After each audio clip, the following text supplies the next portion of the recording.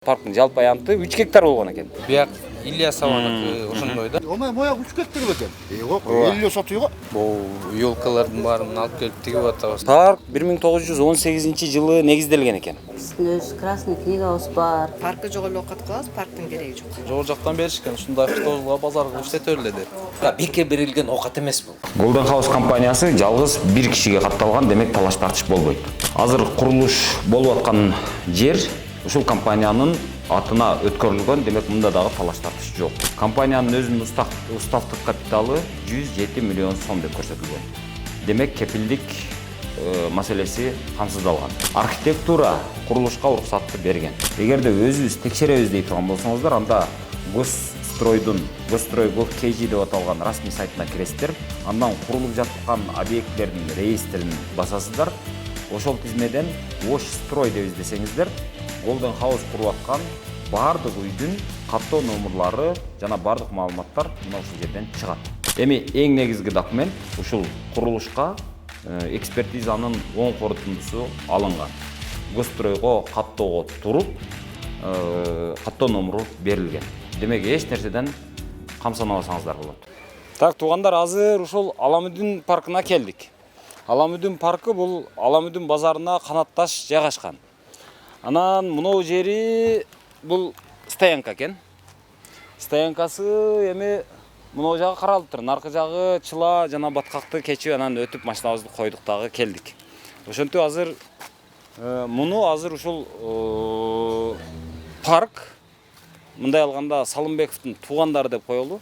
Салымбековго караштуу кишилер ижарага алып иштетип атышыптыр. Анан ошол кишилер азыр мага жолугушту. Азыр биз көрсөтүп беребиз, тааныштырабыз деп атат. Анан бул жагы парк экен. Анан мына жагында базар бар. Азыр бардыгын көргөзөм. Бул жер азыр мына ушул жанагы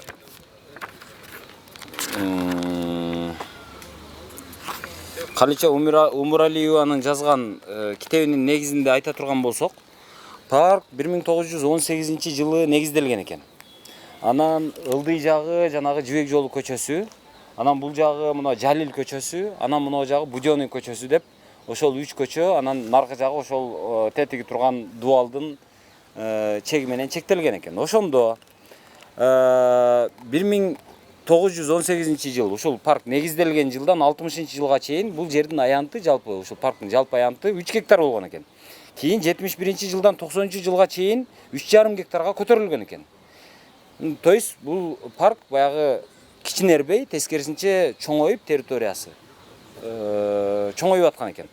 Анан 91-жылдан баштап баягы биз өзүбүзчө эгемендүүлүк болуп баягы өзүбүздү өзүбүз билип өтүгүбүздү төргөлүп калган маалда анан бул парк тескерисинче азая баштаган. Мисалы 91-жылдан 2001-жылга чейинки аралыкта болгон 1 гектар гана парк калган.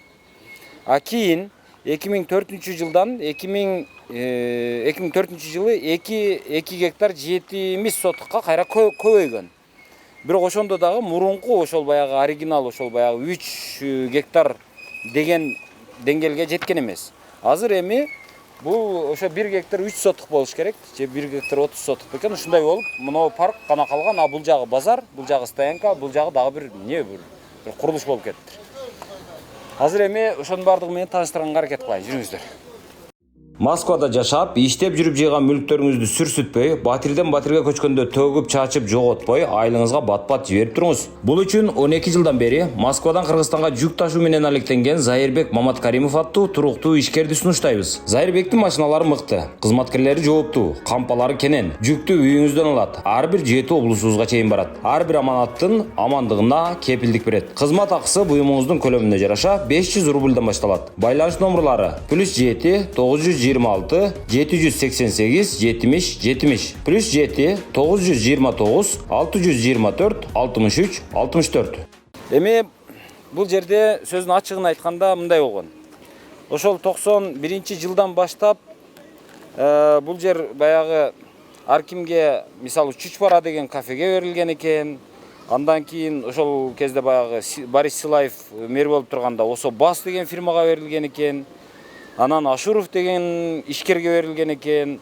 Андан кийин Осо СИП дегенге берилген экен. Андан кийин Кулов мэр болуп турганда аларды кайтарган экен, анан кайра Dior деген осого берген экен. Анан ресторан курууга деп дагы 2001-жылы постановление чыккан экен. 2001-жылы баягы ак и к деген осо кафе курган экен. Дагы эмне дейт? Кыскасы ушинтип отуруп келип акырында мына 2004-жылы осо Dior дегенге берилген экен. Анан кайра алынган экен. Кыскасы бир мэр келип бирөөгө берип, экинчи мэр келип аны жок бул туура эмес берилген деп аны жокко чыгарып, анан андан алгандан кийин кайра бирөөгө берип ушинтип отурушкан. Ошентип акыры 2005-жылы Бишкек шаарына мэр болуп Салымбеков келет. Салымбеков келген учурда Салымбеков көп иштеген эмес, 1 жылга жетпеген убакыт мэр болуп турган. Ошол 1 жылга жетпеген убакыттын ичинде акыркы күнү, кетер күнү. Азыр мен түшүнүгүмдө мындай дейм, баягы Салымбеков мэрликтен алынсын деген буйрук Ак үйдөн чыгып, ал Бишкек шаардык мэриясына келип түшкөнгө чейин, мэрдин кабинетине келгенге чейин ошол Салымбеков өзүнүн туугандарына өзү ошол эмени парктын ушул бир бөлүгүн 49 жылга арендага, ижарага берүү жөнүндө токтомду колду коюп туруп, мөөрдү басып туруп, анан чөнтөккө салып туруп, анан кеткенге үлгүргөн экен. Ошентип азыр ошол 2005-жылдан бери эмелердин ушул Аламүдүн базарынын балансында турат экен. Аламүдүн базары бул жанагы ушул Салымбековдун бир туугандарына, Салымбековдун негизи эле ошол бир туугандарынын балдарына дегендей карайт. Азыр мына жагы парк экен, мына. Ушудан мына мен турган жерден бул жагы стоянка деп коелу. Анан мындан бул жагы парк экен. Анан бул жагы базар экен. Салмат. Сиз ушул базардын орун басарсыз. Салымбековдорго тууганчылыгыңыз болсо керек. Жөн элеби? Анда орун басар болсоңуз мындан мынтип атат да. 1 гектар 3 сотук же 30 сотук бекен ушундай жер мына. Осо Аламүдүн базарына 49 жылга ижарага берилди деп атат. Мына базар Аламүдүн базары да турабы? Жок. Аламүдүн базары Будённыйдын аркы бет. Бул базардын аты эмне? 1-3 гектар деген жер, бул мына боо, парковка менен кошо болчу да. Анан бул 1 жылга жете элек, азыр бул жерде болсо Думи жана Бишкекский стоянки и парковки деген ишканага көрүп берген. Азыр биз ошо ишканадан биякта арендага алып иштетебиз да. Анан бул жердин боо шлагбаум турбайбы? Ооба. Боо бак тигилип турат. Ошонун бул тарабы эле. Бул жагы жол. Жок, боо бактан баштап бияка чейин жана Ильясова деп жүрбөйбү ал мектепте. Вот ошо кишиге карайт мына. Боо тарабы, мына боо жакта ортодо арыкта казып койшкан турбайбы? Ооба. Ошо арыктын мына биягы да.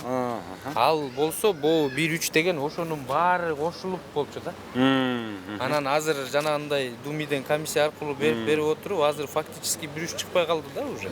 Потому что азыр бияк по документам муниципальный парковкеники, бияк Ильясованыки ошондой да. Азыр мына парк. Бул жагы бияк парк. Жок, наркы ылдый жактагы эме. Алар паркка кирбейт мына. Биягы парк, бояктары мына момундан тетиги жибек жолуга чейин бүт парк. Ушягын Наркы базар, Аламүдүн базары деп айтылабы? Жок. Эмне базар деп айтылат? Башка ал техномаркет деп айтылат. Ал Аламүдүн базарга тиешеси жок аны. Биздики мына бул паркты болсо биз өзүбүз карайбыз. Өзүбүз жашылдандырып, бүт обеспечениясын баарын өзүбүз кылабыз. Мына бул асфальт эле 2 жыл болду элек. Жаңы асфальт басылып тур. Почти $40,000 басканбыз бул асфальт элечи.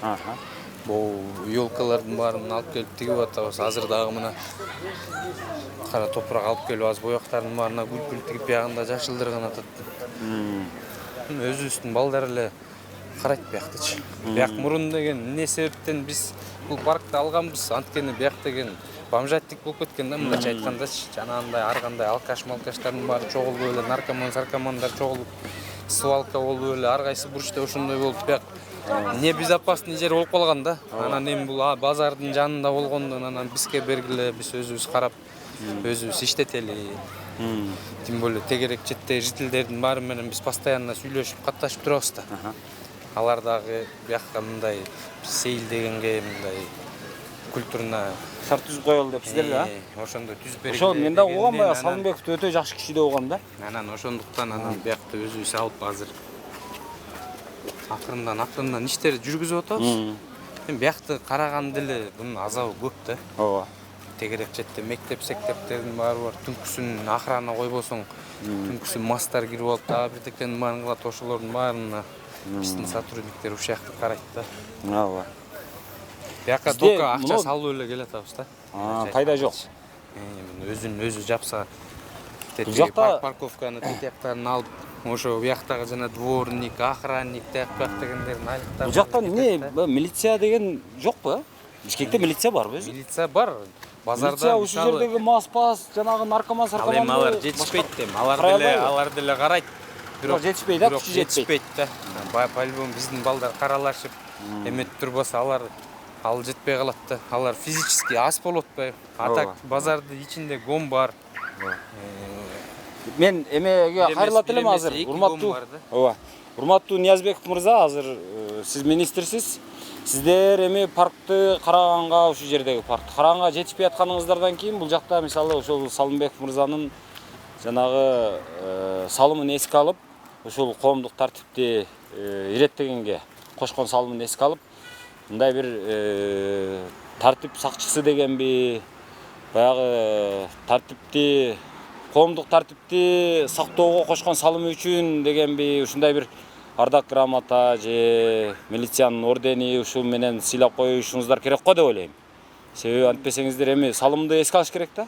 Бул жерде милиция жетишпейт деген себеби эме да. Ал милиция бул жерде постоянно 24 саат отура бербейт. Биякта биздин охрана бар. Бир сутка турушат балдар, сутка турат. Алар бүт өзүлөрү фиксировать этип, ар кандай бир кылмыш эмелер болсо алар кармап сразу эле милицияга чалат. Базардын ичинде өзүбүздүн гом бар милициянын, бир эмес эки жеринде гом бар. Жакында эле дагы бирөөнү салып бердик отдельно сыртка. Ошолор карайт. Бирок өзүбүздү охрана коюп эметпесек эме болбой калат. А мындай Мына имарат кимге карайт?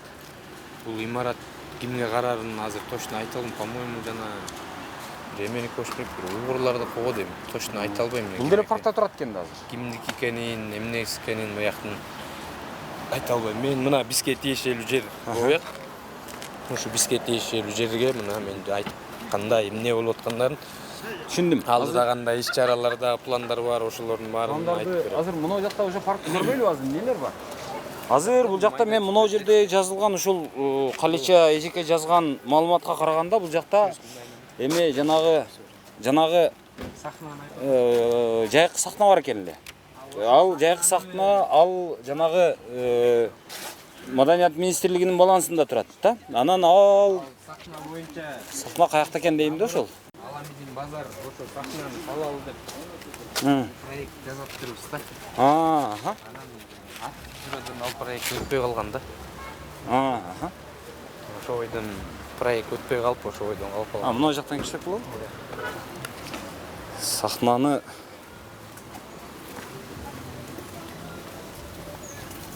Азыр ошо жанагы бул Бишкек мэриясы кандай мэрия дейм да? Бул Салымбеков наркы паркта жанагы ал жакта дагы ошол бир баягы жашыл аянтты жаңылап коеюн десе ага уруксат бербей атыпсыңар.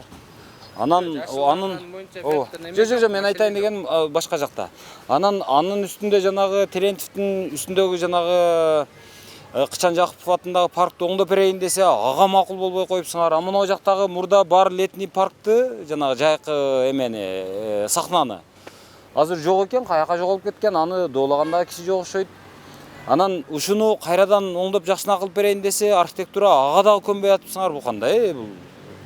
Уш Салымбеков жакшылык кылайын эле деп атат, мына акчамды берейин, муну оңдоп берейин десе кылдырбай эле атыпсыңар да мындай караганда. Азыр мен наркы жакка барсам, баягы Рысбек деген ошол жанагы Салымбековдун агасынын баласы экен, ошол бир тууганын баласы дейт.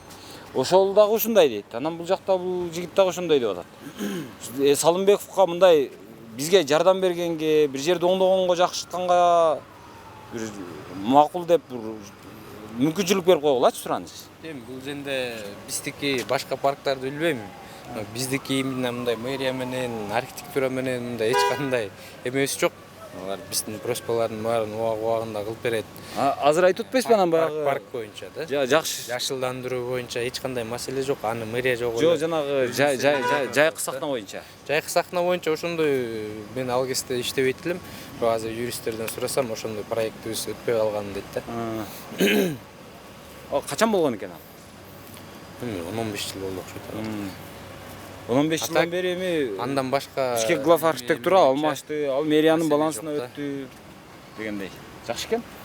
Так болушунча эми иш аракеттерибизди жумшап атабыз. Азыр жана айтып кетпедимби? Азыр өйдө жакта жана Асанбай парктагы бузулуп, алар дагы башка жакка кетип, азыр ошо жактагы аттракциондордун ээлери менен сүйлөшүүлөр жүргүзүп атабыз. Азыр ошо аттракциондорду андай бияка алып келип, бияка коелу, жана андай чортовой колесо тияк дегендер бар эмеспи?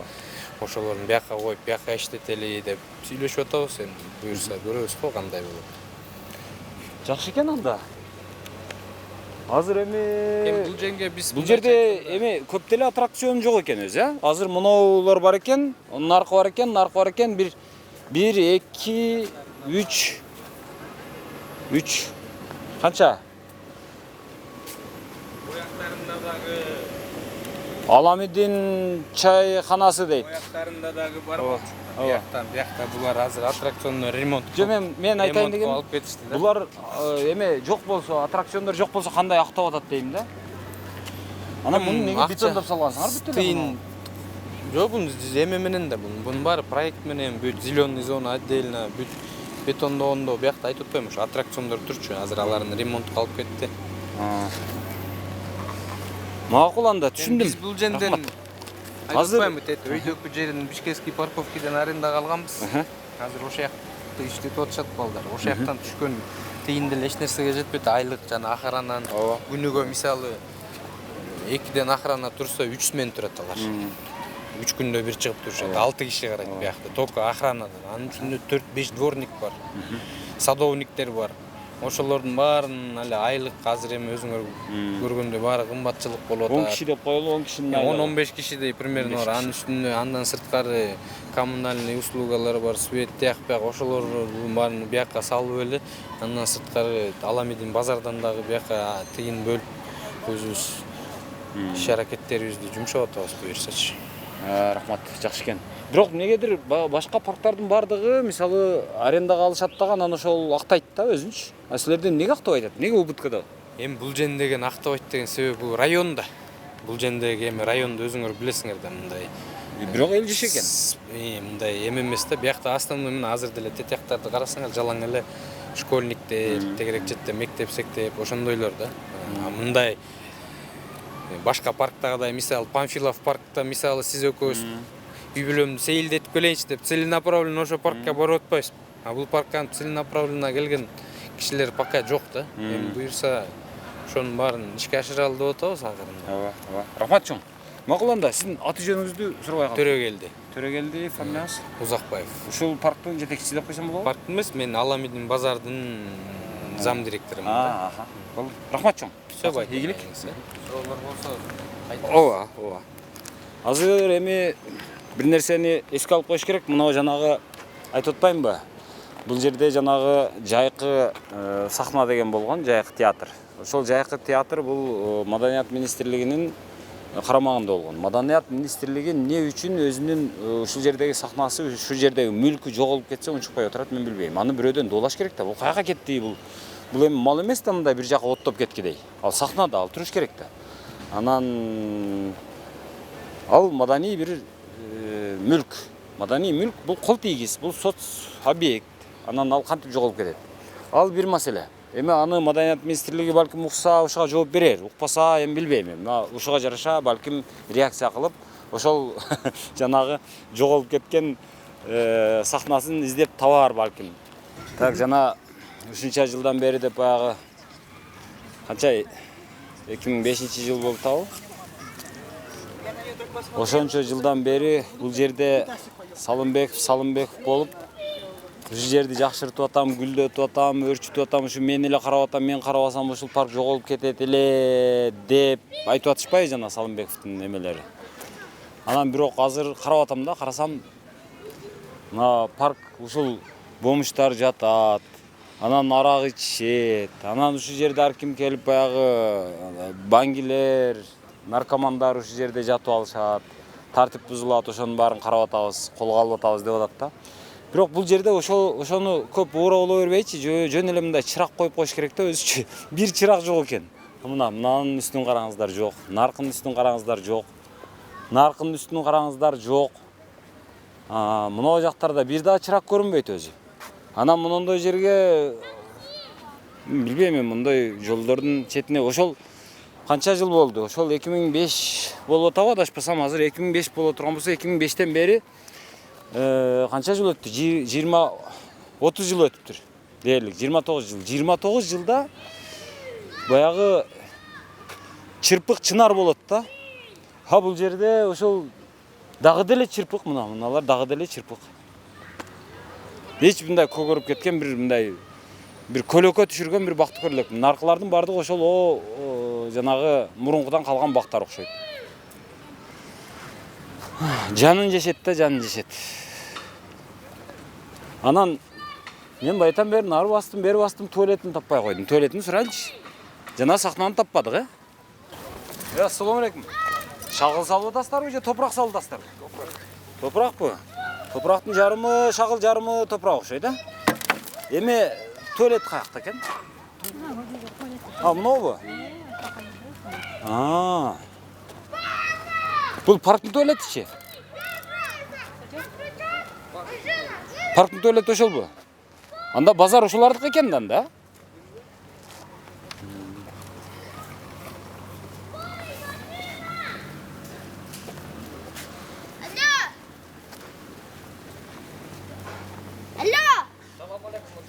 Алейкум ассалам. Кандайсыз, жакшысызбы? Рахмат. Саламат, кандайсыз, жакшысызбы? Только üstten görüşülen gölden bolan bugün gelgen. Рахмат. Жакшы ден сол. Жакшы, рахмат. Бияк неме проблемасы бар экен? Эми парк экен, парк издеп жүрөм мен. Молодец. Келе. Эми бар парк кантип жок болуп кетет дейм да, парк эми баягы ичип албайт да бизге окшой. Ичип алып башы болгон жака мас болуп басып кетпейт да, туурабы? Туура. Анан каяк кетти дейм да, ушу калган парк. 3 гектар парк бар. Омай моя 3 гектар бекен. Ого, 50 сатыйго. Ошону айтып атпаймынбы? Телефон алып койсо болобу? Кечиресиз. 550. 550 анан 504. 555. WhatsApp'tan жазып коесуз. Рахмат. Макул, рахмат. Жакшы. Так. Азыр жанагы ушул жердин орун басарымын деген каякта жүрөт экен. Ушул орун базар айтып атпады беле? Бул парк, буну өнүктүрүп атабыз, мынча акча жумшадык, анан мынтип жыргатып бирдик, кыйратып бирдик депчи. Бирок туалет жок экен. Мына базар бизге тиешеси жок дейт, бирок ошол базардын ичиндеги туалетти ушул парктын туалети деп эсептешет экен. Анда базар ушулардыкы десең, жок биздики эмес деп атат. Кимисине ишенишиңди билбейсиң, кыскасы. Эгерде анда туалетти кошуп жок кылышыптыр. Бирок эски туалет бар экен эле, анын орду те бушта экен. Ал туалеттин орду азыр таптакыр башка максатта иштетилип атат, азыр жүрүңүздөр, ошону көргөзөйүн.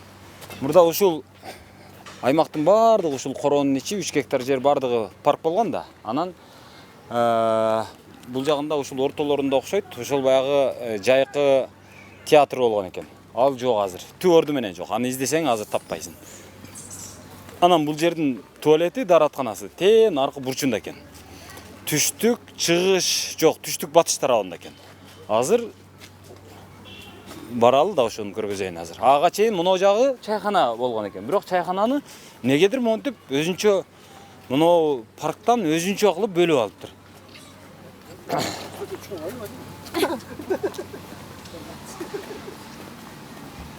Чайхананын ичинде мына жерде 2 комок турат.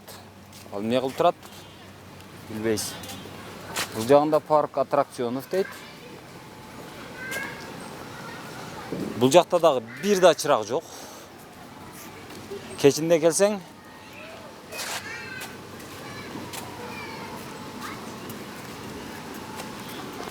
чырак жок жерге бомуш келбегенде ким келет? Мындай соо адам караңгыда мындай кечинде мындай сейилдеп чыгып, парк өзү ошол да. Жумуштан келгенден кийин кечинде, кечке маал чыгып паркта басып эс алыш керек. Балдарды ээрчитип алып. Анан бул жерде кечинде, бул жерде баягы ошол өздөрү айткандай бангилер, баягы араккештер, жанагы сел саяктар эле жүрбөсө анда ким жүрөт анан? Чырак жок болсо. Анан ошол Аскар мырза, ошол Аскар Салымбеков болуп ушул жерге бир аз гана жери калыптыр. 3 гектар эмес экен. Урматтуу Аскар Салымбеков мырза. Мен сизге айтам да ушул 3 гектар эмес экен. Бөлүп азыр ушу 1 гектарга жетип жетпеген бир 50 соттуктун тегерегинде жер калыптыр. Эми ошол жерге көп деле чырактын кереги жок өзү. Ашып кетсе бир 10 чакты бир жана прожектор коюш керек. 10 прожектордун ар бирин 10 000 сомдон эсептесеңиз эми 100 000 сом акча кетер. 100 000 сомго белим сынып калбат ушул жерден дат десеңиз, анда ушул жерди өткөрүп берип койсоңуз дагы боло берет. Сизди эч ким мойнуңуздан байлаган эмес. Бул жерди өзүңүздүн туугандарыңызга өзүңүздүн буйругуңуз менен алып алгансыз. Өзүңүз токтом чыгарып, өзүңүз кол коюп, өзүңүз берип, айланып келип өзүңүзгө ыйгарып алгансыз. А эми ошончо болгондон кийин жок дегенде өзүңүздүн кадырыңыз үчүн ушул жерге, мына жерге бир 5-6 чыракты коюп, мына жерге бир эс ала турган, анча-мынча баса турган бир жерлерине отургучтарды коюп, таштанды челектерди коюп, анын аркы жагын ошентип, анан дааратканасы каякта ошол дааратканасын ордунда кылып, анан жанагы ортодо жайкы сахна деп атат. Ал эми биз каалайбызбы, каалайбайбызбы? Ал буюм. Ал сиздерге карабайт. Ал бирөөнүн аманаты. Ал жанагы Маданият министрлигинин карамагында турат. Маданият министрлиги ал өзүнүн башын өзү таппай жүрөт. Атын таппай жүрөт. Анан ал ошол буюму, кайсы буюму каерде бар экенин эле билбейт окшойт. Ал сурабаса дагы өзүңүз ошончолук сизди жакшы киши дешет, ошо жакшы киши болсоңуз, ошо жакшылык кылып эле ошол сахнасын ордуна коюп койсоңуз жакшы болот эле. Анан аны сүрүп жок кылып, ордун жол кылып салгансызбы, эмне кылып салгансыз, Кудай билет. Ал бир маселе. Эми экинчи дагы бир маселе, ошол эле парктын азыр 3 гектар деп атпайбызбы? Ошо 3 гектардын бир бөлүгү мынау гилтейген имаратка берилиптир. Бул жерде ошол гилтейген имарат турат. Бул эмне экенин билбейм. Кафеби, ресторанбы? Бул жагы дагы стоянка экен. Салам алейкум. Вы да хозяин? А что это за здание? Какое? Вот это. Это, а что? Это, ну, торговый, типа торгового центра. А, торговый центр, да? Типа, да? Мне кажется, это на территории парка стоит, Нет, да? нет. Точно 100% нет. Да? У нас потому что проверяли, и не первый раз. И на территории парка 100% не стоит. По какого года, какой... В 2000-х годах мы строили, вы нас проверяли, никакого парка Да, у нас нету. Да. 100%. Да. Это не на территории парка. Да. Здесь раньше был книжный магазин. Ну, книжный магазин еще, да, в Союз выкупили его.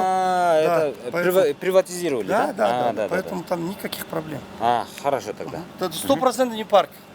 Я вам это убедительно говорю, потому что я знаю, потому что нас проверяла, и прокуратура проверяла. Если это книжный магазин, если его приватизировали, и на место этого как бы не стало больше, там территория та же, да? Территория та же, да. Территорию там расширили, территорию, но не на парковой зоне, 100%. А куда? В сторону улицы, да? В сторону улицы, да. Там не парковая зона, точно, 100%. Потому что вот она как раз по этой черту идет, парковая зона. Поэтому даже сомнение жоқ.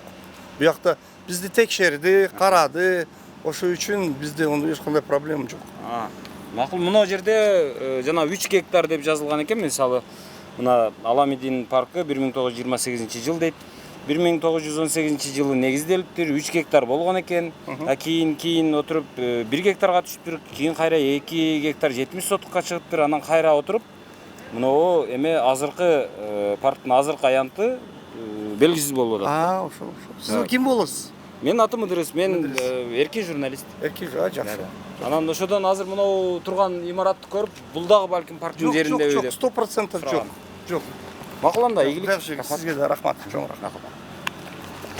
Мен азыр болгон жөнөкөй эле суроо менде. Азыр бул киши айтты, бул мурда библиотека болгон, ошо библиотеканын, китепкананын ордуна эле ушул кафес жанагы соода борбору салынган деп атат. Бирок эми мен анын документтерин билбейм, бирок мен болгон бир башка нерсеге көңүл бөлүп коеюн деп атам.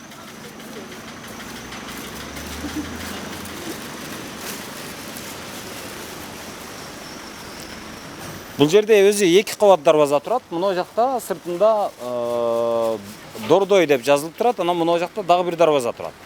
Эгерде бул парктын аймагы наркы жактан башталса, андан нарактан болуш керек. Эгерде бул жактан башталса, бул жактан. Анан наркы киши айтып атат, наркы жактан деп. Анда бул дарбаза наркы жакка коюлуш керек эле деп ойлойм да мен. Анан негедир? Алейкум ассалам. Кандайсыздар? Так.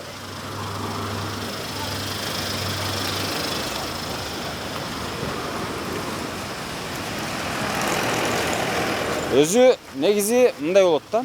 Архитектуранын, анан мынага окшогон чоң трассаны куруунун өзүнүн тартиби бар, өзүнүн архитектуралык бир чечимдери бар, талаптары бар. Адатта ушундай чоң трассалар курулса, анын боюнда ушул мындай бир жашыл зона болот, андан кийин тротуар болот, андан кийин дагы бир жашыл зона болот дагы, ал санитарно-защитная зона деп эсептелет, аталат.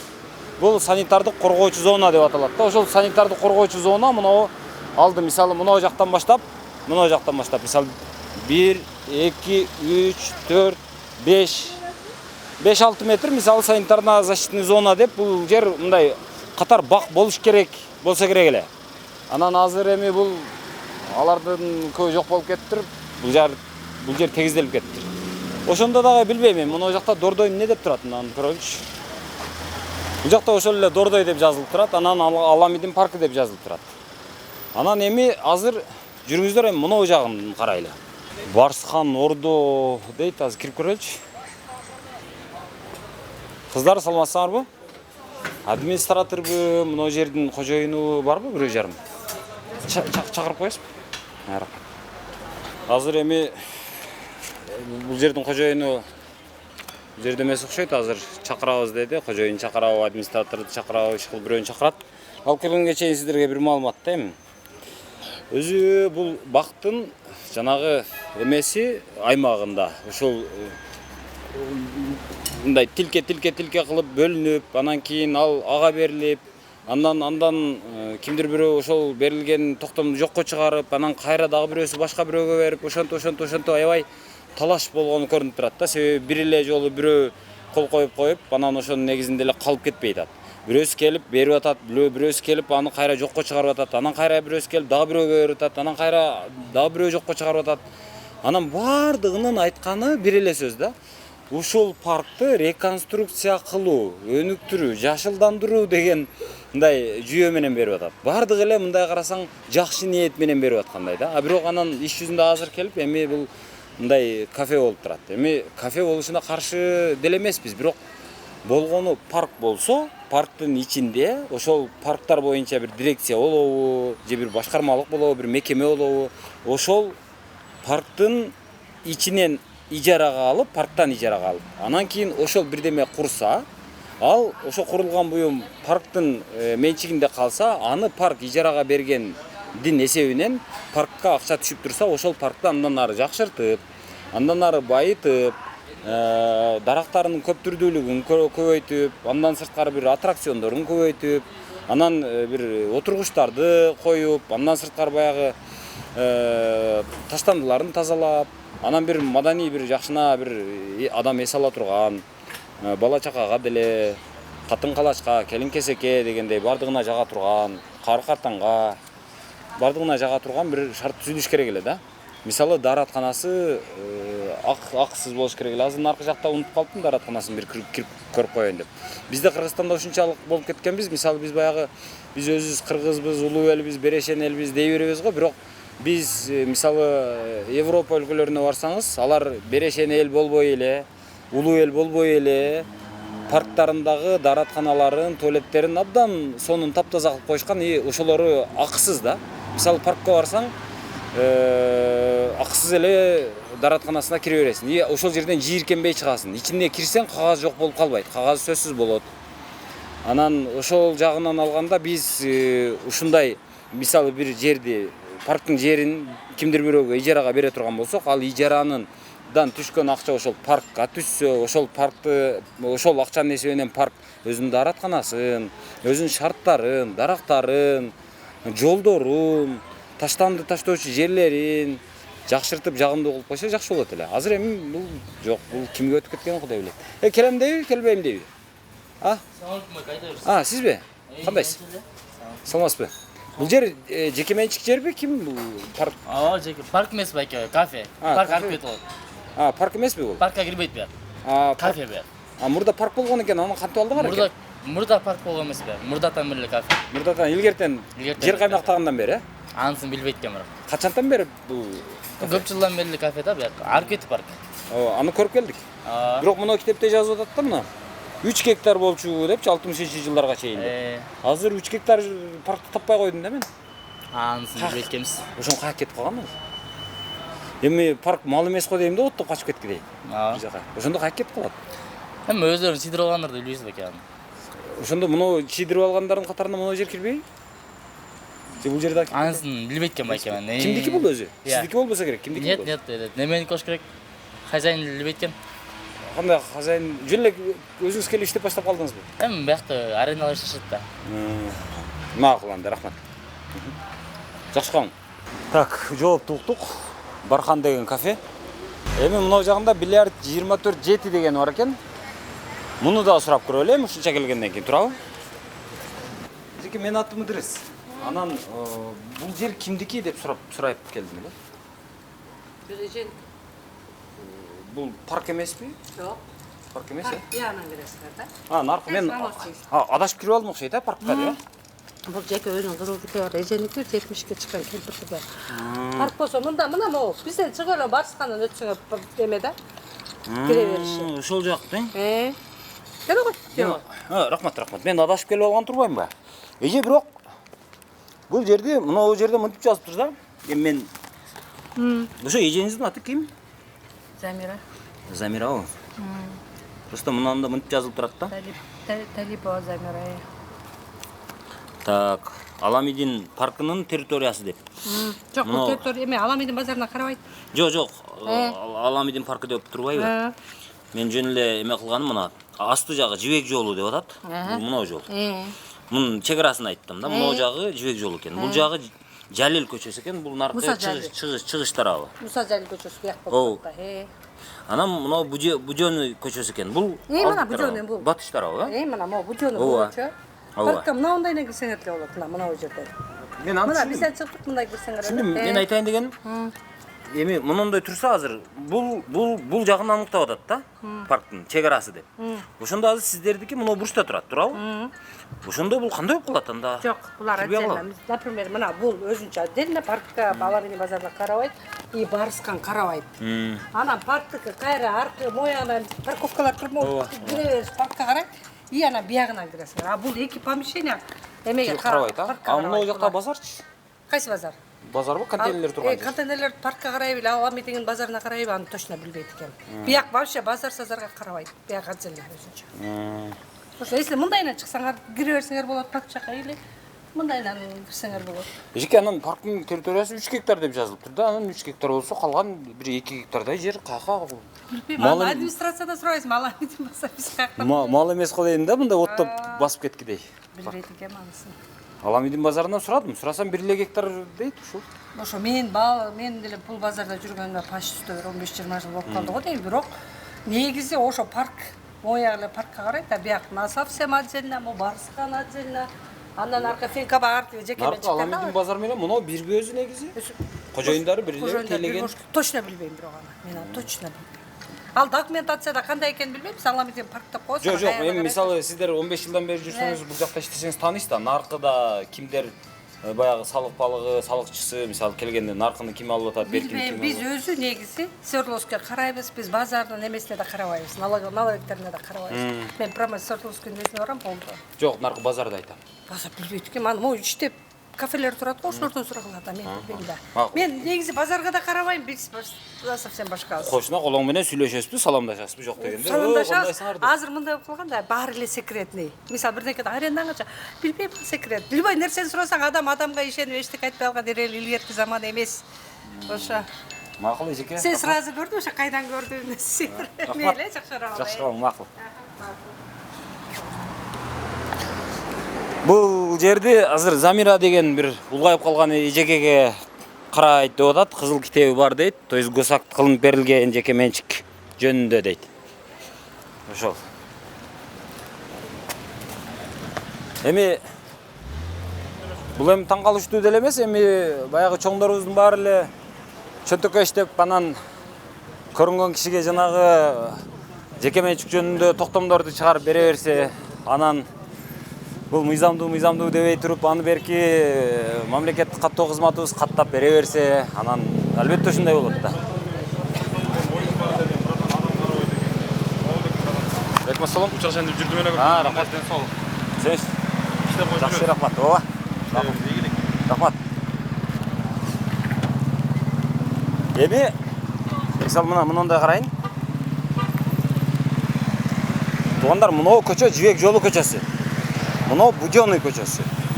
Анан ушул мынау китепте мынтип жазып атат да ушул Аламүдүн паркынын территориясы, аймагы ошол көчө менен чектелет деп атат. Бул жагы ушул түндүк тарабы жанагы Жибек жолудан башталат деп атат. Батыш тарабы мына Будённый көчөдөн башталат, наркы тарабы, чыгыш тарабы ал Жалил көчөсүнөн башталат деп атат да. Эми, бирок азыр мынау ушул Жибек жолу тарабын карасаңыз, бул жагында дагы мынау жеке менчик соода, тамак аш, борборлору, бул жагын карасаңыз дагы ушундай. Ошондо эмне болгон дейм да?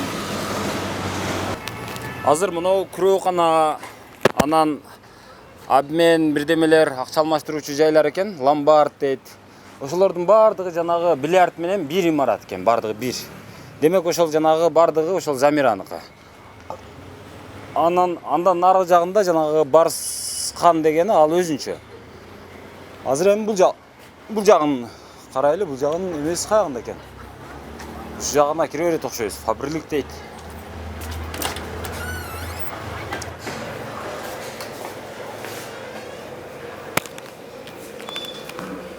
Эжеке, саламатсызбы? Эми мынау имараттын администратору, кожоюндары каягында отурат? Бул жакта отурбайбы? Эжеке, саламатсызбы? Кандайсыз? Менин атым Ыдырыс. Мынау имараттын кожоюнун издеп аттым эле. Эми бул мынау паркка тиешеси барбы? Имараттын тиешеси жокпу деп сурайын. Өзүнчө. Биз до паркка эле илгертен эле немебиз да. Красный книга биякта бери Чушпара болчу. Чушпара деген ушулбу? Парктын жанында Чушпара бар эле, кичинекей билесиңиз ошодо. Ошо мында жазылып атат азыр. Так, мына жерге Чушпара деп жазылып атат өзү. Ошо Чушпара биз. Аны илгери Чушпара жыртылды да. Ana ошо Чушпара деген. Dior дейт, SYK дейт. Не знаю. Саламатсызбы? Кандайсыз? Биз мынау парк боюнча келдик эле да. Паркка тиешебиз жок. Бизди канча жолу прокуратура деле чакырган, неме кылган илгери кайра эле анан. Биздин өз красный книгабыз бар.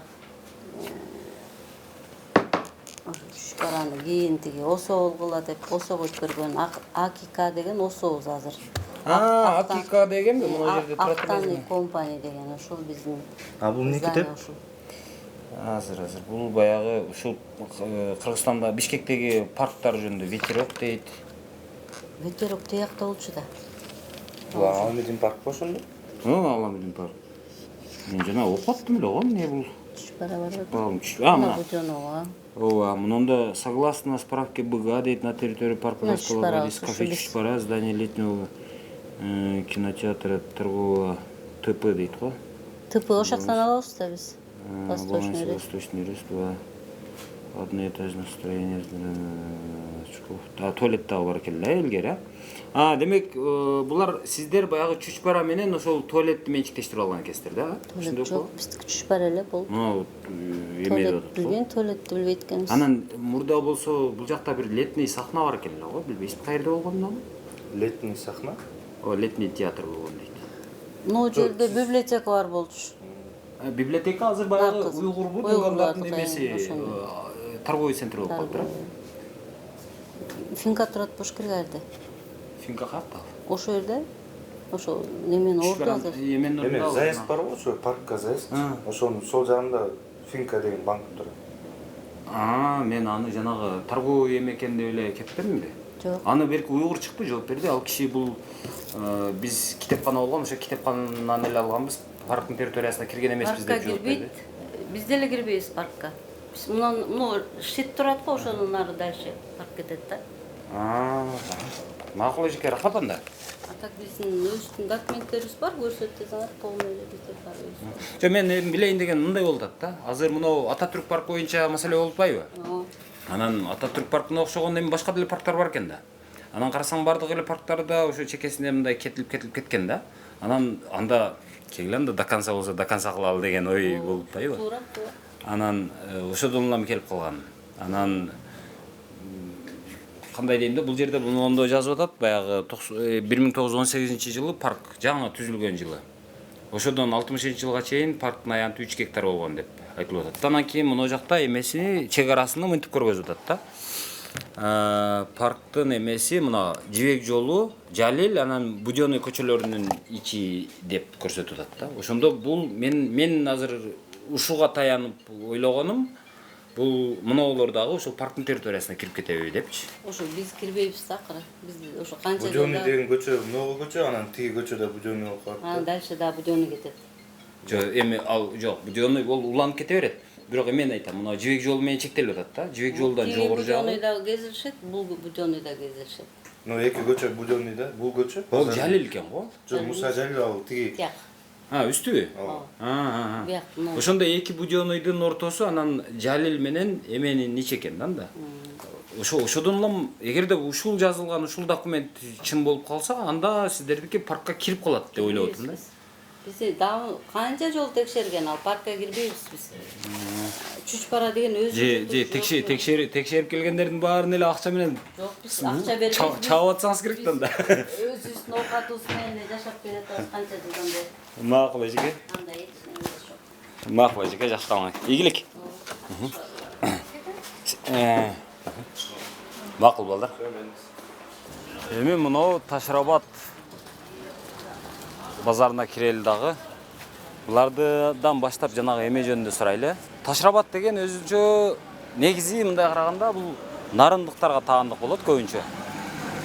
Ноокаттыктардан бир эле адам ушул Ташрабат деген атты колдонгон. Анан көбүнчө нарындыктар ушул Ташрабат деген эмеден улам ушул жерди көп колдонушат ушул атты.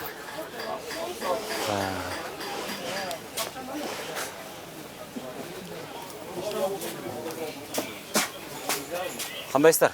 Саламатсыздарбы? Мен бирөө суроо берейинчи. Ататүрк паркын бошотуш керекпи? Бошотуп коюш керекпи? Эмне кылыш керек? Коюңуздарчы.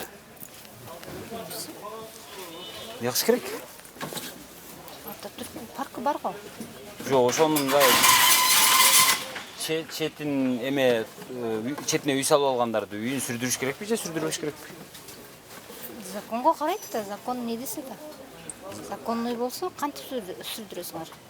Ошону айтам да, ошол бирөө айтып атат законный, бирөө законный эмес деп атат. Законго карайт да. Өкмөттөр чечип берет да, өкмөттөгү иштегендер не кылып отурат. Чечет да ошолор. Мынау базар кимдин базары бул? Кимдерге карайт? Бияк точносын мен билбейм кимге карайм. Аламидин базарына карайбы же башка аларга карабайбы? Аламидинге карайт го, Аламидинский рынок деп турбайбы? Аламидинге эле караса керек го. Сиздерге баягы сиздер ижара акы бирдемелер төлөйсүздөр да туурабы? Ооба. Төлөгөнүңүздөрдө чек эмне деп чыгат? Аламидин базары деп чыгабы? Аламүдүн базарынан салык алган кишилер эле бул жерден салыгын алабы? Аламыз келе, ооба. Патент бияктан берип атты го. Патент алган. Наркыдан берип атышты, э? Табылган ичинен эле. Рахмат эжеке. Макул. Ассаламу алейкум. Бир суроо. Бул базар Аламүдүнгө карайбы? Аламүдүн базарына карайбы? Ошону менен бир эле, наркы менен. Кожоюндар бир эле да. Кожоюн билбейт экен бул. Кожоюн белек-белек кезек. Бөлөкпү? Эжеке салмасызбы? Кандайсыз? Эжеке, мына базар, мына Аламүдүн базары менен бир эле да? Же башка? Аламүдүн базары Ташрабат деп киребиз, биз өзүнчө отдельно Ташрабат. Жок, өзүнчө аты башка экен, бирок кожоюндар бир эле го дейм. Жок, кожоюн башка. Башкабы? Башка. Бияка эме Салымбековдардыкы бар. Булчу? Бияк болсо эме Бишоева экен. Бул жерде дагы эме 1-2-3 эле алып экен, анан дагы нар жагда бар. Башка дагы кишилер бар. Маркетке да кирип кетет. 2-3 эле беребиз. Макул эжеке, рахмат. Анан эжеке бир суроо да, жанагы Ататүрк паркындагыларды эмне кылыш керек? Сүрдүрүш керекпи, сүрдүрбөш керекпи? Ататүрк паркында үй салган кишилерди эмне кылыш керек сиздин оюңузча? Билбейм, андай проблема менен үстүн башын сорганда алар өздөрү эметпесе. Азыр сиздердики да ооруп калбайбы азыр? Себеби мына жерди дагы, мына китепте жазып атат эме депчи, бул Кайсы жерде? Ушул жердеби? Ооба, бул мына парктын ичинде турат депчи. Андай эме. Себеби мына жазып атат да, ушул парк 3 гектар болгон баштап эме болгондо. 3 гектардын бул жагы эки жагы Будённый көчөлөрү деп атат. Жогору жакты жагы Муса Жалил көчөсү деп атат, а бул жагы эме жибек жол. Ошонун ушу квадраттын ичи 3 гектар, ушу 3 гектар менен чектелет деп атат. Бирок азыр 1 гектардай жер калыптыр, жетип-жетпеген. Калганын таппай жүрөм деп издеп атам. Таппайсыздар да. Жок башка. Ошону ушу жерден издеп атпаймынбы? Ал эми бул баягы мал эмес го дейм да, оттоп кеткидей. Бул жер ошо эмеге кирсе керек да, негизи анан эме. Иле мурда бул кийинчерээк эметилди. Бул жер ошо парк болчу. Анан 1-2 эле катар павильонду бирдеме турчу, анын баарын алып. Эгерде чындап эле сиз айткандай бул жер парк болуп чыкса, анда бул жерди чыккыла, бошоткула десе кандай кантесиз сиз? Чыга албайбыз. Кантип чыгабыз? Митинг кыласызбы? Биз деген бул жерде канча акча коштук, бул жерде толтура кредит алгандар бар, арендада отургандар бар. Ошо менен үйүбүздү багабыз, башка жумушубуз жок. Андайга болушу мүмкүн эмес даже. Элдердин парк эмне кылабыз анан? Парктарды базар кыла берели. Парк эми андан наркысын ойлонуш керек да, мындан кийинки жаңы парк кылалы. Парк болчу жерлерди ошо заранее аларга чоңдор күнөөлүү да. Анан келе монун баарын салып ушуну акчабызды эметип оокат кылып атсак эле, биз дагы астыбызга максат коюп алдык да 4 жыл, 5 жылга депчи. Анан келип эле жок бул жерди сүзүш керек экен, мурда парк болчу деп анткенге болбойт. Мен ошону айтып атам да, мисалы баягы же наркы жактын маселесин козгосок, анда баарын козгошубуз керек эле, болбосо козгобош керек. Же болбосо компенсация маселесин чечип туруп кылыш керекпи? Же болбосо баягы берген кишилерди жазалап бирөкөөн камаш керек беле? Жазалап төлөтүш керек. Андан эмес ушунча кишинин милдетин алсын, милдетин алып, ким канча акча десе ошонун баарын төлөгөдөй болуп анан кайра кылып сүстүрүп санаа парк кыласың да. Элдерге заранее эметилиш керек болчу да. Биздин да 4-5 балдарыбыз бар, семьябыз бар. Азыркы заман деген кандай болуп атат? Баарыбызда кредит бар, 5 жыл, 10 жылда алган, ошонун баарын төлөшсүн анда. Эми башка жака көчүп кетели. Сиз аял киши болуп туруп, мына иштекир бирдемелердин баарын аттарын билесизби, эмелерин тандап? Эми жашоо деген башыңа түшсө, баарын эметкенге үйрөнөт да. Жакшы экенсиз. Машинаны Жакшы экенсиз, машинаны запчасттар. Шайбан не, гайкан не, болт не. Автозапчасть сатылат. Бул базар Ташрабат автозапчасть. Анан азыр мондай насос, пасос эмелерде кошулуп эметип кетти да. Ошондойлор болуп кетти. Азыр биз болсо мурдадан 10 жылдан бери ушундай иштейбиз. Базардын ачылганына ошо 10 жыл болдубу? Жок, андан көбүрөөк эле болгон. Бизден негизи тети могу табылган ордунда иштейчүбүз биз. Могу жаңы салган табылганын. Каерда? Бул могу табылгачы чоң торговый центрчи. Ошол салын электе биз ошонун местасында иштейчүбүз. Анан биздин ошол кезде кубалап чыгып эле бизди бул жер салынып калды. Силерди могу ичине место беребиз депчи.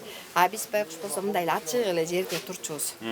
Анан жаан-чачында клёнка тагып. Кийин ал куруп бүткөндөн кийин сиздерге место тийбеди. Бүткөндөн кийин жок, алгыла дейт андын метражына кымбат. Бул жер эме эмес, сатып албайсың эмес, квадрат метрине төлөйсүң.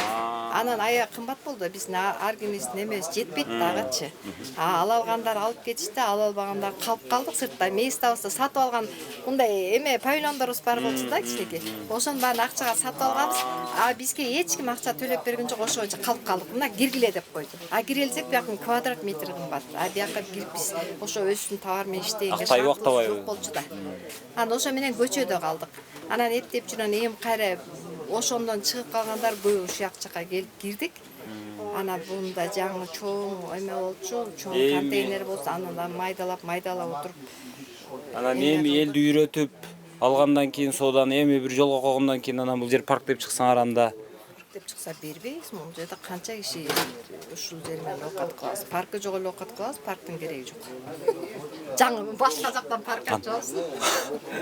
Анда бүтүн дебей жөнө тургула анда. Бишкек түтөп кетти деп макул анда. Рахмат. Заранее кийинки парктарды ойногуш керек, чтобы ушунтип калбаш үчүнчү. Ооба, туура. Болор болду да. Макул эжеке, рахмат. Assalomu alaykum. Бул жерде мына парктын ордунда турат экен, бошоткула десе, кандай карайсыңар ошого?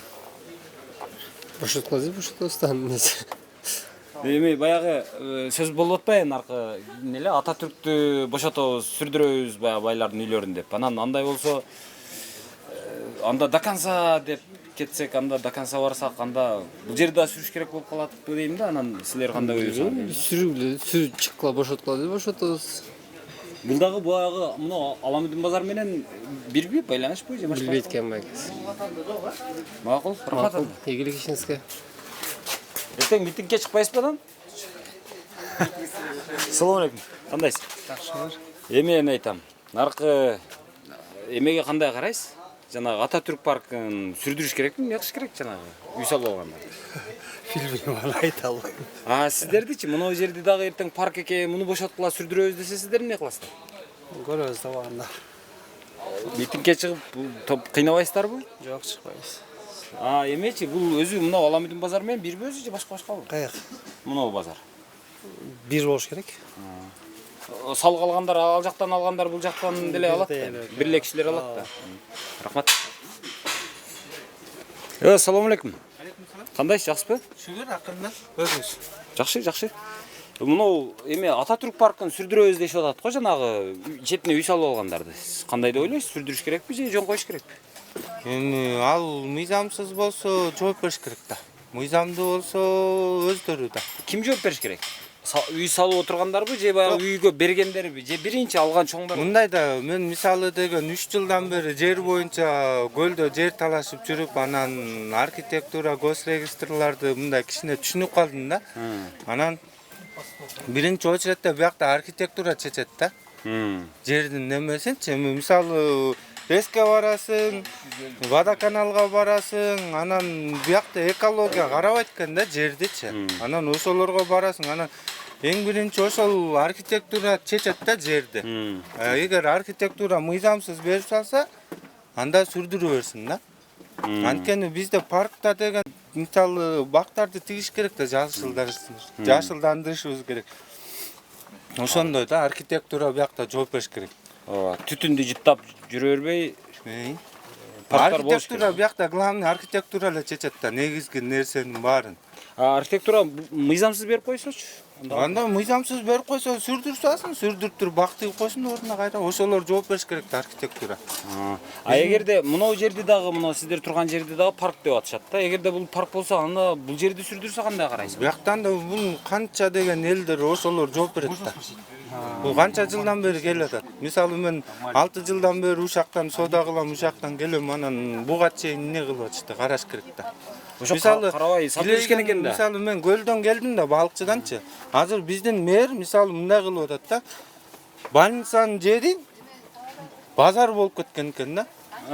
Эмеде Чолпонтодо каякта? Жок, көлдө, балыкчыда. Балыкчыда. Больницанын жери базар болуп кеткен экен. Азыр базарды кайра өзүнүн местосуна көчүрүп жерин берип атат. Вот ошону айтам. Ошол сыяктуу болуп, азыр мына жер мурда парк экен. Азыр кайрадан парк кылабыз, бошоткула десе, анда мамлекет буякта деген жер бериш керек да. Ооба, башка кылып атат да канча жылдан. Башка мына шаардын сыртына чыгарабыз, көчкүлө десе, митингге чыгып кыйнабайсыңарбы? Ал жагын мен билбейм, айта албайм. Мен андай жолго да баргым да келбети, кылгым да келбет да. А бирок жөн эле унчукпай чыгып кете бересизби? Чык десе. Эми содагерлер, эжилер өздөрү жооп берет да. Эми бул базар бүттү окшойт. Эми нар жагында дагы бир базар бар экен. Ошонусуна өтөлү. Бул жагы запчас базар экен да эми.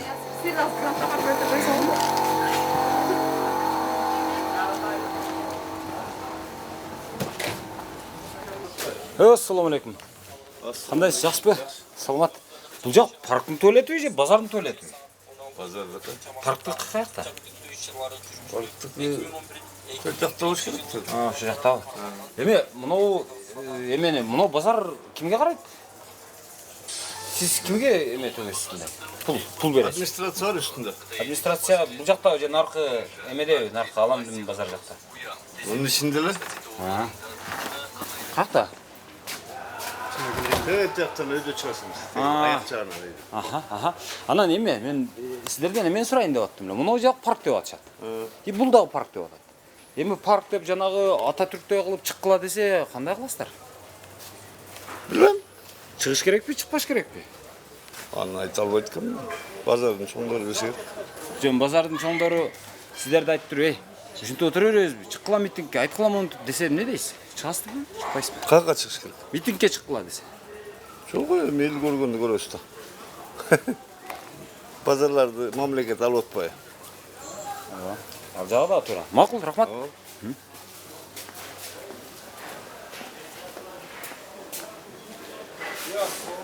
Алейкум ассалам. Сизден кандай? Саламат, жакшысызбы?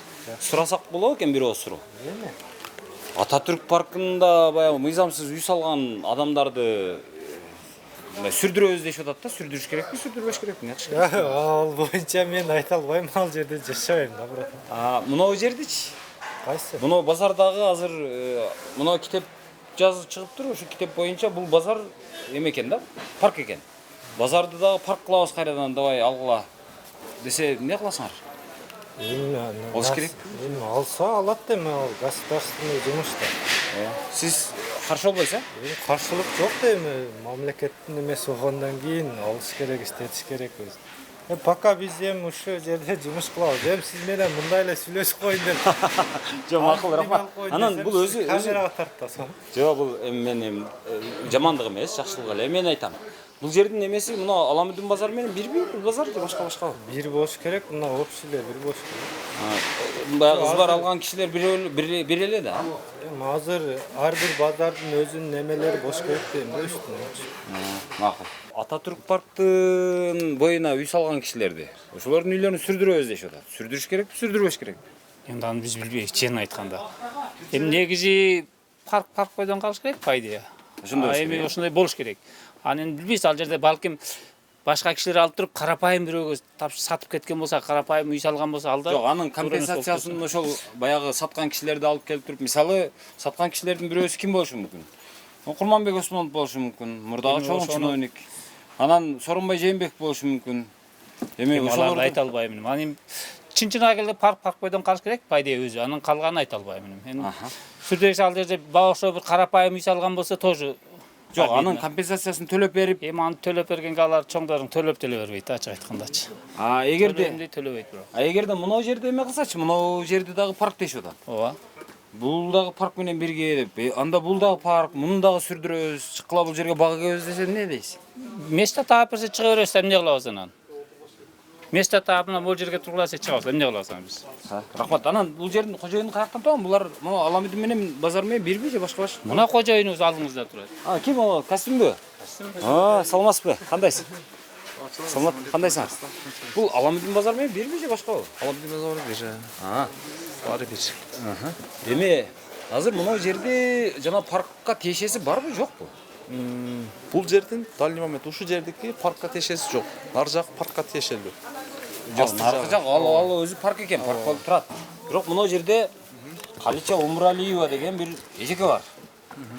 Анан ошол киши жакшы китеп жазыптыр. Мага жакты бирок китеби. Баягы атасыны, өзүнүн уруусун мактап эле жаза берет го бизде Кыргызда. Мындай кылбай, мындай токтомдорду, эмелерди карап жакшына парк эмени айтыптыр да. Мисалы мынау кайсы парк дейт? Детский парк Кышан Жакупов дейт, Дубовый парк дейт. Да, эме парк екен. Азыр.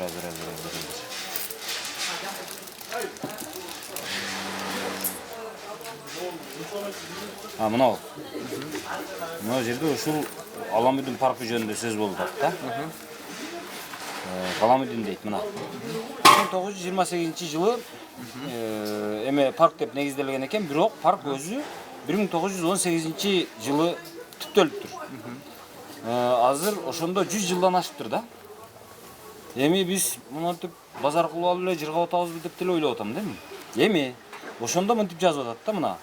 Парктын мынау эмеси, чегарасы. Бул жагынан мынау түндүк жагынан Жибек жолу. Наркы өйдө жагынан мынау Жалил көчөсү.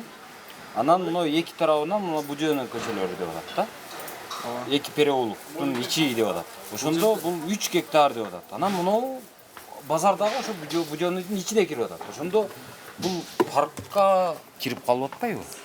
Бул жерде 3 адамдыкы да, 3 адам мурун анага 49 жылга аренда калган да. 49 жылга аренда калган, документальный бары, официальный. Ошого азыр ошондо 15 жыл болуп калды.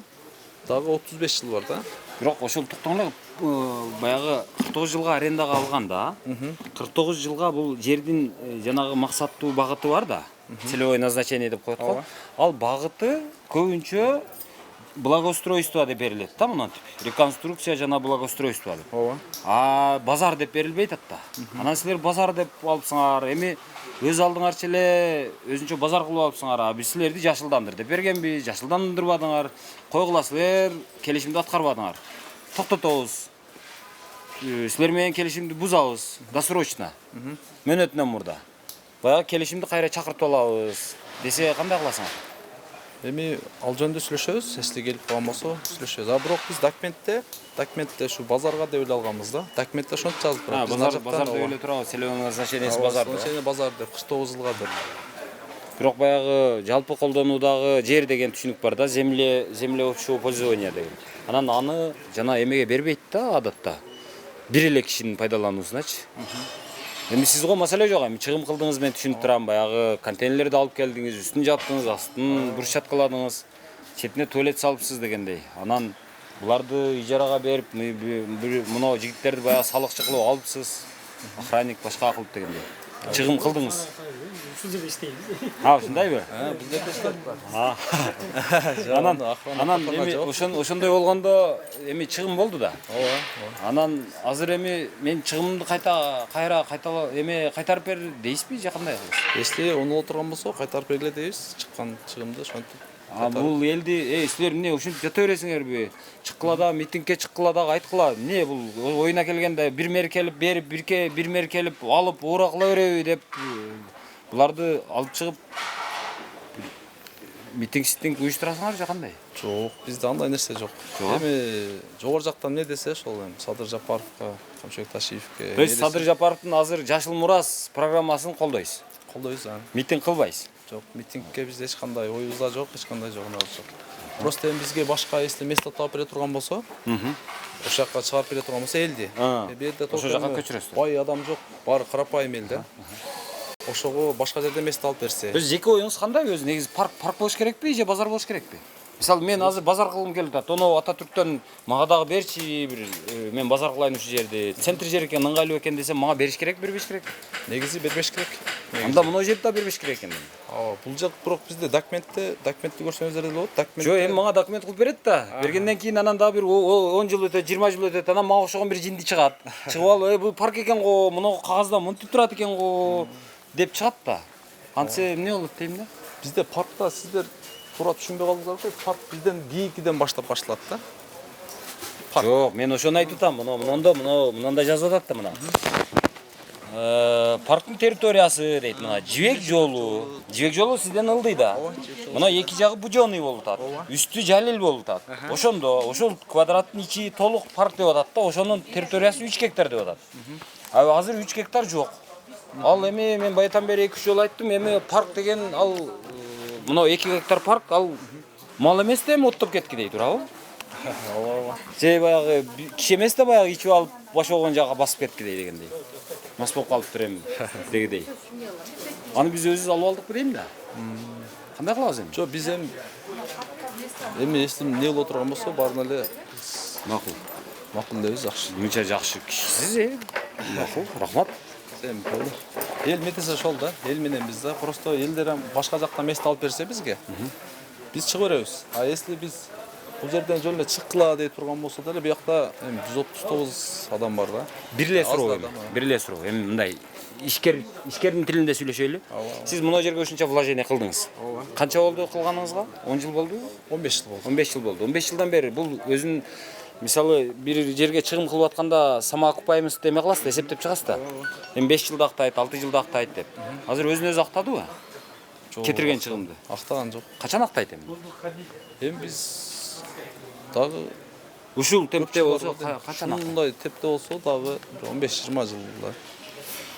15-20 жыл болсо, анда сиз мына 49 жылды толук эме кылайын деп атыпсыз да? Толук болсо эми. Эми не дейбиз эми 49 алганбыз, документ түрүндө алганбыз. Бизге деле аяктан беришкен. Ошо эми өкмөттөн берген, жогору жактан беришкен. Ушундай 49 жылга базар кылып иштете эле деп. Ошого биз базар кылганбыз да. Бардыгы документальный, налогун төлөйбүз. Өз убагында. Эми төлөбөй да көрүңчү эми. Макул, болуп тур анда, рахмат. Баарына скидка кылдык. Ооба, бул жагында дагы базар барбы?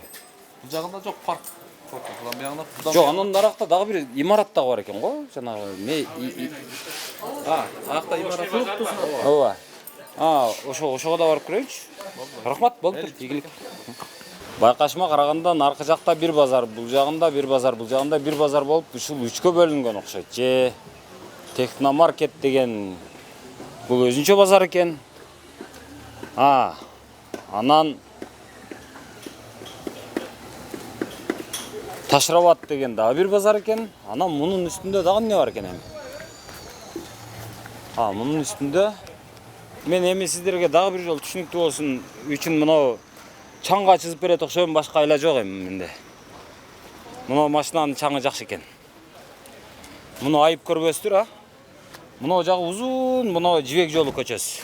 Жибек жолу деп коет. Бул Жибек жолу Бишкектеги эң узун көчө ушул. Бул жагы мына Пишпектен башталып, наркы жагы аэропорт жакка кетет. Эми ошонун жанында мына жерде мына Будённый көчөсү бар экен, переулок. Анан мына жагы дагы Будённый экен. Анан мына жагы жанагы Жалил көчөсү экен. Жалил көчөсү экен. Мына ошонун ичи мына толук ушул 3 гектар деп эсептелген. Ошол 3 гектардын ичинен азыр парк мына жеринде парк экен. Мындай парк экен, мындай. Анан мындай парк экен. Анан мына жери мындай парк экен. Мына жери стоянка экен. Мына жагы парк деп турат мына жерлер. Мына жерлер чайхана экен.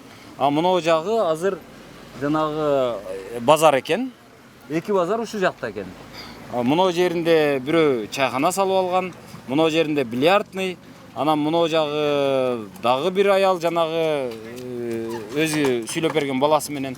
Андан тышкары мына жерлер контейнерлер коюлуп базар экен. Мынандайына. Ушул жерге чейин базар экен. Мындайына. Анан мына жери ушу жолу гана сакталып калыптыр. Анан мына жери мына бул Алдаяр деп жанагы жасылча жемиш базары болуп калыптыр. Мынандайына. Мына жери ушул жасылча жемиш базары экен мына жер. Мына жери азыркы мурдагы туалет ушул жерде болчу экен. Мына жер туалет болчу экен. Ушу туалеттин орду, даараткананын орду. Арзан деген мына автошкола болуп калыптыр.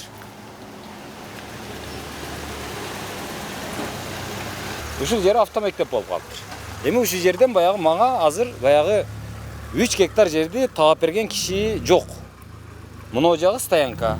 Бул жагы ошо парк дейт. Мына жагы баягы уйгурлардын сода борбору экен. Мына жагы запчас, бул жагы курулуш материал. Мына жагында бирдеме офис акча алмаштыра турган жерлер. Мына жагы ошол жанагы жанагы бильярд. Мына жери жанагы Барскан деген эме экен. Ашкана экен. Чайхана, эмне ушундай. Болду, башка эч нерсе жок. Анан эми болгон ушул жер калыптыр азыр. Мына ушул жер калыптыр. Болгон ушул жер. Эми бул канча чыгат мен билбейм, азыр ченеп көргөн жокмун. Эми ушунун ичи эми 50 сотук чыгабы, 60 сотук чыгабы, ошо 1 гектар чыгабы да чыкпайбы? Документ боюнча 1 гектар 30 сотук ошол паркка деп, парктын зонасы деп ошол Салымбековго берилген. А Салымбеков ошончо жылдан бери алганына бир 30 жылга жакындап калса, 30 жылдан бери же 20 жыл болуп калабы, 2005 болсо, 20 жыл болуп кеткен. 20 жылда ушул жерге бир чырак коюп кое алган эмес да. Бир дараткана салып кое алган эмес. А дарагы баягы 20 жылда кичинекей чырпык эксең ал чынар болот. Ал чынар дагы болгон эмес. Ошо чырпык бойдон жатат. Андагы эккенне быйыл бир былтыр эккенби, быйыл эккенби Кудай билет. Ошол башка эч нерсе иш кылган эмес. Эми ошо кишилер анан азыр айтып атат да, биз жакшы кишилербиз деп. Элден сурасаң, Салымбековдор кандай кишилер десең, жакшы кишилер, жакшы дейт. Ушул жакшы кишилер ушинтип атат. Ошо жакшы деген ат жок дегенде, ошо жакшы деген атына күйүп кичине алган милдетин, айткан убадасын аткарып койсо жакшы болот эле. Азыр биз ушул парктын туалетине келдик. Туалет жок. Туалет азыр автомектеп. Анан туалет бар экен бул жерде. Саламатсыздарбы? Кандайсыз? Жакшысызбы? Жакшы. Эжеке, бул туалет окшойт, а? Туалет. Бул илгерки туалет дейм. Парктын туалети да. Азыр Ой, парктык эмес. Автошколаныкы го. Илгеричи? Билбейм, мени кече жакында эле келдим. Администратор каякта? Экинчи. Чыксак боло берет, а? Ошол илгерки туалет ушул экен. Сиз билбейсиз, мен өзүм айтайын. Ошол илгери жанагы айтып атышпайбы адамдар? Бул жерде баардыгы бири-биринен коркот экен. Анан ушул жерде илгери туалет болгон, ошол дараткана азыр ушинтип эме болуп калды дейт. Ал дараткана ошол парктык болгон. Биз паркка ойноп түшкөндө ошол жерге даратканага кирчи элек дейт. Мунулар ошол эски жанагы эмелер, бул 90-жылкы эшиктер эмес, булар андан мурунку эшиктер. Ал деген неме болсо керек эле. Мына Алдаяр базардын туалети болсо керек эле. Кайсы? Тиякта туалет барбы? Бар экен, ооба. Парктын туалети каякта? Парктын туалети паркта, кафенин жанында. Кайсы кафенин жанында? Мындайдан кирсеңер, биринчи проход эмес, экинчи проход. Паркка киргенде, экинчи проходдон кафеси барбы? Изумруд. Ошондон туура барсаңар, ошол жерде туалет бар, парктын туалети. Жакшы экен, карачы. Бул жер Изумруд деген макул эжеке. Бул жердин администрациясы каягында экен? Түшүнүп атам. Саламатсызбы? Кандайсыз? Жакшы, келиңиз. Сизби? Бул жердин кожоюну. Жакшы экен. Мен баягы адамдар билем, мен сизди сразу таандым, баягы эмеден келдиңиз. Бирок менде азыр сабак болуп атат. Мен азыр интервью бере албайм. Унчукпай отуруп турам. Макулбу? Канча? Эме? 40 мүнөт. Эмне болду? Эмне боюнча айтсаң? Парктын туалетин издеп келдим. Парктын туалетин? Анан парктын туалети менен алдында эле турат, эт бусулбай, канализация, мурун канализациясы жок туалет болчу, азыр суу киргизип, канализация тартып, ичин сонун кылып жасап, элге азыркыга чейин ошондой эле кызмат кылып жатат. Эч эмеси жок. Түшүндүм. Кыскача. Кожоюну мен. Демек, бул жер мурда парктын жери болгон. Мурда парктын жери болгон, могу бурчу. Анан кийин туалеттер бир убакта сатылганда, ошондо жери менен, туалети менен не канализационный жок, жөн эле мэриянын мэриянын токтоо менен өзүм прямой продажа кылып, акчага сатып алган, бекер берилген эмес. Акчага сатып алган. Аукциондонбу же эмеденби? Эми ал убакта жаңы 90-жыл болчу, аукцион жок, туалеттердин баары иштебей, сасып, акча жок, буларды продажа коюлганда, анан кийин сатып алгам. Комиссия болуп эле калды. Мен жөнөкөй эле маселе, мен муну Ататүрк паркында жана жерлер сүдүрөм. Билем, мен көрүп эле жүрөм, сен ызычуунун үстүндө эле жүрөсүң эми. Жок, мен айтайын деген. Бу жерде эч секрет жок. Мага бекер берилген оокат эмес бул. Ооба, түшүндүм. Бирок ошол канчалык мыйзамдуу эми аны өзүлөрү аныкташат. Мен айтайын дегеним болгон эле. Ататүрк паркынан башка дагы парктар сатылганда. Жок, билем. Анда оюн сен эметкенде эле эметкен аны түшүндүм. Эметкенде эметtim, макул. Макул, рахмат. Буларны да жакшы болуптур. Мындай жакшы эметкен. Жолто болбойм. Макул. Эми ушундай, 49 жылда ким бар да ким жок. 49 жылга алганбыз деп отурушат. Бирок эми туалет кичинекей эле туалет болсо керек, эми чоңоюп кетиптир эми. Анан эми мындай эң кызыгы мындай да. Паркка тети жакта барасыз, паркка наркы жакта. Анан эгерде туалетке деп келсеңиз, парктын туалети да бул деп. Анда мунау жака киресиз. Ушундай эми. Анан бесплатный болбойт. Эми кыргыздар биз айта беребиз го, Европа жаман, башкалар жаман, мына биз жакшыбыз дей беребиз. Бирок Европада жок дегенде ушундай парктарындагы коомдук туалеттерди эми мындай акысыз кылып койгонго алар жараган. А биз жарабай атабыз улуу болуп. Ошол жагын эске алып коелу. Биз баягы жапайы капитализмди ишке ашыруу жагынан дүйнөдөгү супер капиталисттик өлкөлөрдөн дагы ашып кеткенбиз качан элечи. Өзү туугандар мындай да. Парк болгондон кийин парктын өзүнүн жолу болуш керек, стоянкасы болуш керек, дарагы болуш керек, баса турган жери болуш керек, отургучтар болуш керек, багы болуш керек. Анан аты болуш керек. Анан ошонун ичинде даратканасы болуш керек. Мисалы бул кандай десе болот? Бул баягы адам туулгандан сөзсүз паспорту болот го, же болбосо адамдын аты болот. Ошол сыяктуу эле бул парктын дагы өзүнүн туалети болуш керек да. Мисалы үй болсо, үйдүн өзүнүн ашканасы болот го, ошол сыяктуу эле парктын туалети болуш керек. Үйдүн дагы туалети болуш керек. Ошол сыяктуу эле. Санэпидемстанция башкалар келип алып азыр эмне дейт азыр? Туалетин кана десе, наркыныкына барат, тетигиникине барат, анан мунукуна барат дейби. Түшүнбөйм ошону. Азыр эми мына стоянкасына келдик. Мына ушул стоянка азыр мэриянын балансында экен. Эми мэрия азыр ушул стоянканы кайра эле ушул Дордойго бериптир. Ошол паркка келгендерди тейлейсин деп. Бирок бул жерде көбүнчө паркка келгендер эмес, мына базарга келгендердин машиналары турат окшойт. Себеби паркта жалчаган киши жок. Паркка караганда мына машиналардын паркында машина көп экен. Ошол. Эми бул парк болбой калган да. Эми дагы бир сөз, ала турган болсок, до конца алалы. Калтырсак, кечирсек, до конца кечирели. Бирок жазалай турган болсок, до конца бардыгын жазалайлы. Ошол эле жанагы Чудиновун, наркы Силаевын, Керимкуловун, Ногоев, эми кимиси тирүү, кимиси өлгөнүн мен билбейм. Кимиси бар, кимиси башка жакта жашап атканын деле билбейм. Ошол эле Иса Өмүркулов, Салымбеков, бардыгын.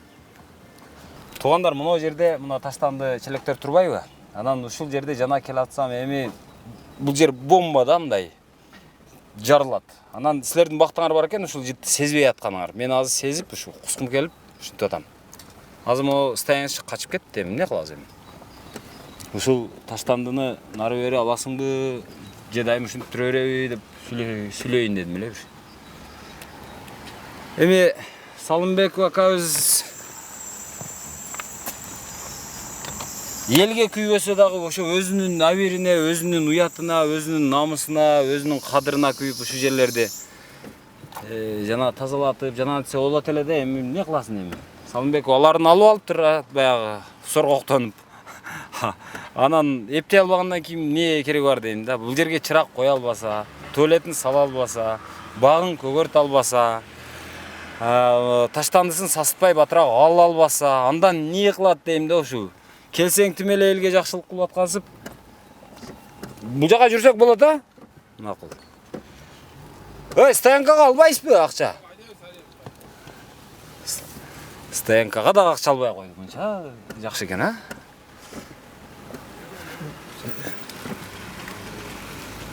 Ушундай. Эми ушу эптей албаса, эптей албаган мүлктү алып не кереги бар дейм да. Ушу жакшылык кылып эле атабыз дейт. Ушу биз карап эле атабыз, ушу эл үчүн иштеп атабыз дейт. Ушинтип эл үчүн иштеп аткандан көрө урматтуу Аскар Салымбеков мырза, ушу иштебей эле койбойсузбу дейм да. Ушу паркты жөн эле ошол мэриянын балансын өткөрүп берип койбойсузбу? Мэрия өзү эптесе эптесин, эптебесе турсун. Эптей турган жаштар чыгаар акыры бир күн. Анан жок дегенде ошону жакшыраак кылып, өндүрүп, өстүрүп, көгөртүп, парктай кылып кармап кетер жаштар чыгар. Ошого чейин жок дегенде таламай кылбай туруп турсаңар жакшы болот эле да. Так, бул жагы чайкана экен, бирок бул парктын чайканасы окшойт. Бул жагы Алдаяр деген жашылча жемиш базар экен. Мунун администрациясына да кирип көрөлчү.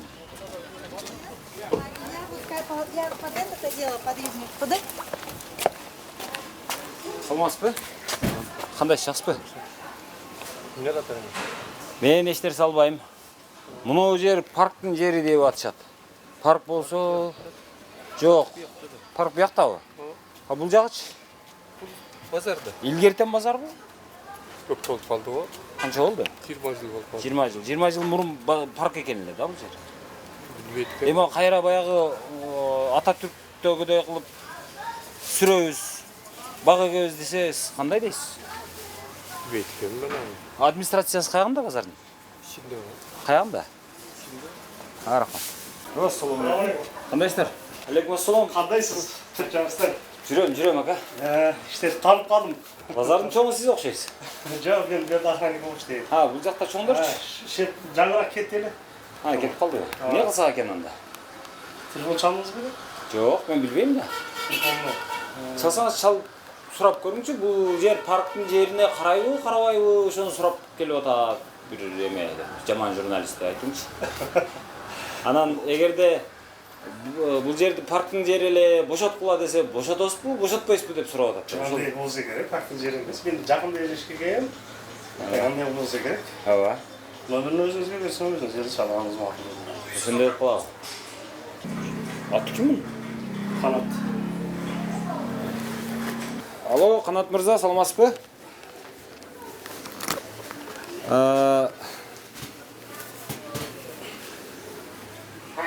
Алло. Угултабы, саламатсызбы? Менин атым Ыдырыс. Ыдырыс? Ооба, Ыдырыс Исаков деген журналист, эркин журналист. Азыр мынау маселе болуп атат. Мынау бол Аламүйдүн паркынын чек арасы, мынау бол Будённый көчөлөрүнүн ортосу, анан Жалил менен наркы жибек жолунун ортосу деп атат да. Ошондо 3 гектар эле. Бул жер дагы жанагы парктын жери деп эсептелинеби, эсептелинбейби эгерде ушундай болсо? Каяка чалып атасыз? Биз базардын администрациясына чалып атам да. Мынау Алдаяр базарына. Сиз окшотуп турбайсызбы? Макул анда. Ооба. Алло деп коет. Макул окшоттуңуз. Алло деп коет. Алло деп. Макул. Мындан ошол Канат мырза, эми окшоттуңуз бул жагын, макул эми, эсеп. Бирок эми кандай болот? Жерди алыпсыз. Бирок мынау китепте жанагы Каличева Муралиева жазган китепте бул жер парктын жери деп атат да. Ал эми бир нече документтерге таянып жазган болуш керек. Мен ал кишиге ишенем. Анан эгерде бул чындап эле парктын жери боло турган болсо, азыр эми ырас парктар жөнүндө маселе көтөрсөк, анда до конца көтөрөбүз деп туруп бул жерди дагы бошотуп коелу, бак эгели десе, сиз каршысызбы, макулсузбу? Ошону эгерде мен каршы эмесмин, мен макулмун, бошотуп койгонго даярмын десеңиз, эми ал өзүңүздүн ыктыярыңыз. Анан жок, каршымын десеңиз, пикир айтканга дагы укугуңуз бар, ал дагы өзүңүздүн ыктыярыңыз. Эми мен урматтуу мынау көрүүчүлөр, тургундар, ушул көрүп берүүгө назар салып отургандар, бардыгыңыздарга эми көрсөтүп бердим, көрсөткөнгө аракет кылдым. Ушул болгону 3 гектар жерди, анан наркы жактагы жанагы Кычан Жакупов атындагы паркты, ал жерде уурдалган жерлерди көрсөтүп бергенге ушунча убакыт кетти азыр. Саат 5 болду, канча болду? Караңызчы саатыңызды. Мен саат 3:30 болуп тур. 3:30 болду. Эми мен барайын дагы түштөнүп алып, эми берки башка парктарды дагы тартайын. Себеби Ататүрк паркын эле сөз кылып атабыз, бирок Ататүрктөн башка дагы ошого окшогон парктардын көпчүлүгү ушинтип базар болуп кеткен, имарат салынып кеткен, жанагындай ар түрдүү мекемелерге берилип кеткен, турак жайлар салынып кеткен. 36 парк таптакыр жоголуп кеткен, анын изи да жок. Эми аны жок дегенде айта жүрөлү, биле жүрөлү, анан ошону саткандарды итекенсиң деп бетине коюп бир ооз айтып коюш керек да, сен ушуну сен акмак, сен акмактын айынан ошо парктар жоголгон депчи. Алар дайым уялып, жер карап жүрүш керек. Ошон үчүн дагы муну берүү керек, мындай китептер керек. Мындай материалдар жок дегенде ошол баягы ким жакшы, ким жаман экенин, ким убагында ошол элге каршы иштегенин, бактарды кыйганын, жер сатканын жок дегенде билип жүрүшүбүз керек. Ошол эми бар болуңуздар. Кеттик эми башка парктарга өтөбүз. Ал эми башка чыгарылыш болот.